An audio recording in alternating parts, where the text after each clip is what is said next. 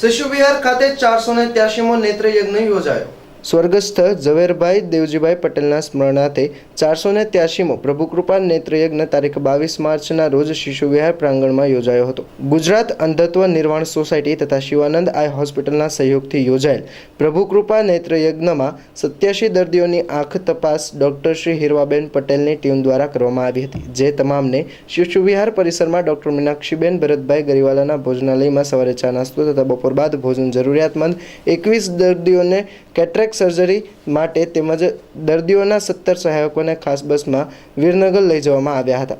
દર્દી દેવોની ભાવનાથી વર્ષ 1968થી ચાલતા પ્રભુકૃપા નેત્રયજ્ઞમાં શિશુ વિહાર સંસ્થાના તમામ કાર્યકરોએ સેવા આપી હતી।